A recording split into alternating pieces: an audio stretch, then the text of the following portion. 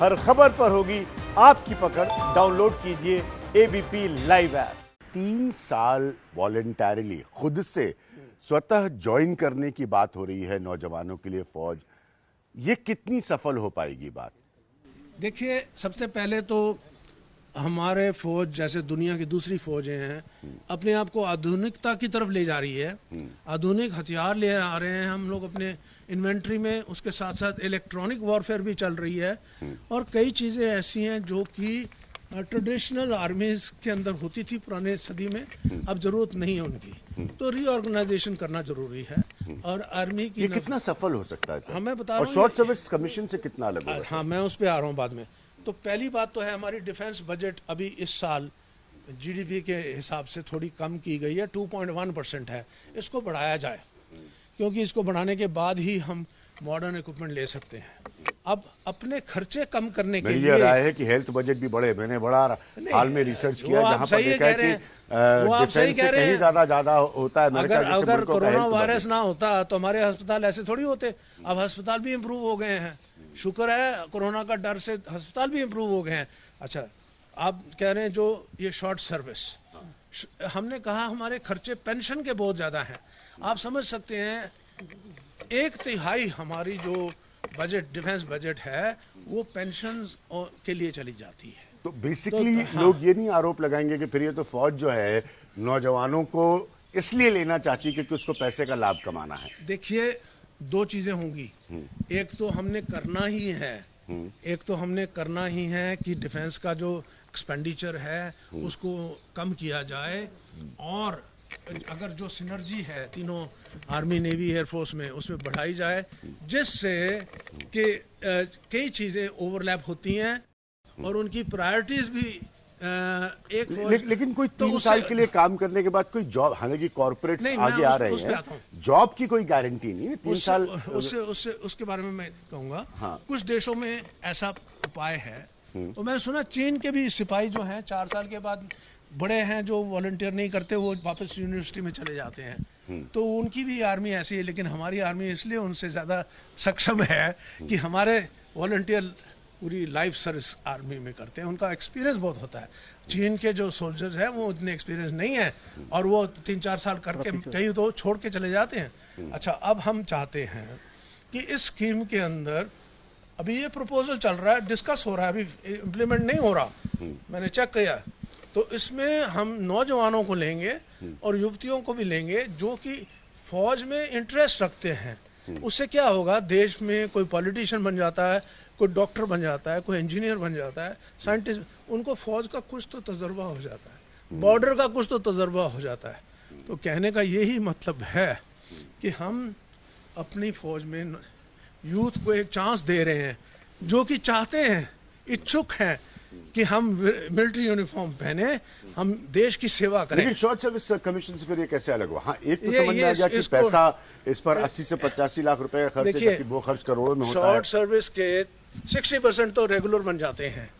वो चांस इनको नहीं मिलेगा रेगुलर बनने का। अच्छी बात नहीं, क्योंकि मान लीजिए अगर इसमें से कोई रेगुलर बनना चाहे तो अच्छे वाले जो इसमें हैं, जो बनना चाहते हैं, हम उनको ले लेंगे। जो डेडवुड है, जो फिट नहीं है, 3 साल में परख लेंगे, तो उनको नहीं लेंगे। तो इसलिए हमारे ऊपर चॉइस है, लेकिन उनको ऑप्शन है। ये ऑप्शन उनके लिए बंद नहीं है।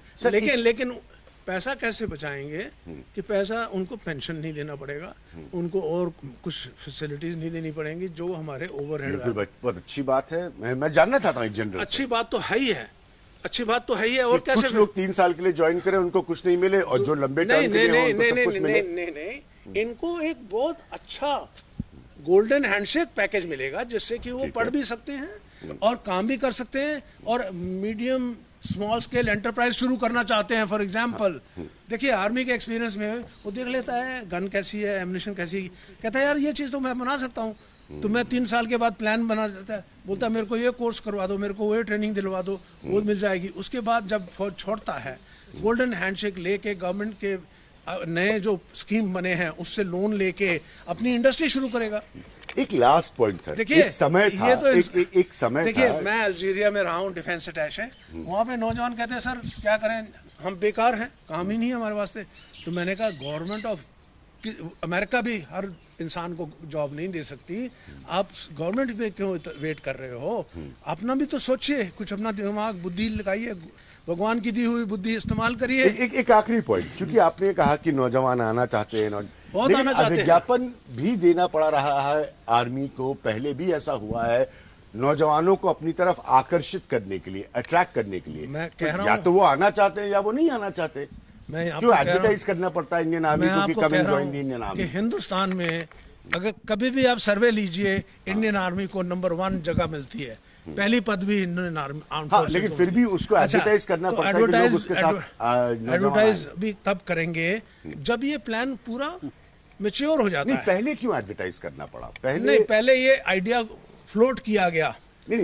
जैसे मेरा सवाल सर कुछ और है। मेरा सवाल बड़ा सीधा सा है कि अगर आप कह रहे हैं कि नौजवान भारतीय फौज में आना चाहते हैं, जो कि अच्छी बात है मेरे हिसाब से, तो पहले लोग क्यों छोड़ के जा रहे थे इतना, और लोगों को बुलाने के लिए एडवर्टाइजिंग क्यों करनी पड़ी यार इंडियन आर्मी को? देखिए, इस बात को मैं कहना चाहता हूँ कि एक तो है हमारे ऑफिसर्स की शॉर्टेज है, 7,000 आर्मी में ऑफिसर शॉर्ट है, वो हम जल्दी से जल्दबाजी में अर्ली क्विक फिक्स नहीं कर सकते।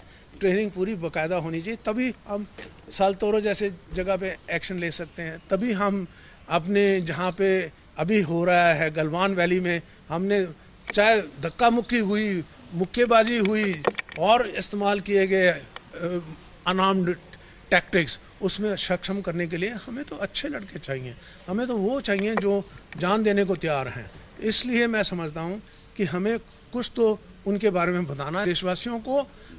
और मैं ये कहना चाहता हूँ कि देश में नौजवानों की कमी नहीं है, हमारी आर्मी में सोल्जर्स कम हैं, वो इसलिए कम है कि हमको हमारे कैपेबिलिटीज़ के मुताबिक हमारे जो बेंचमार्क हैं, स्टैंडर्ड हैं, उसमें जो फिट होते हैं वही लेते हैं हम, और कुछ मजबूरी उनको जाना पड़ता है फैमिली प्रॉब्लम के लिए। जनरल सिंह, हमसे बातचीत करने के लिए बहुत बहुत शुक्रिया। जैसा सुना था, आप अपनी बात खुलकर रखते हैं, मुझे भी बहुत अच्छा लगा आपसे सवाल पूछना। Thank you so much. ABP news आपको रखे आगे।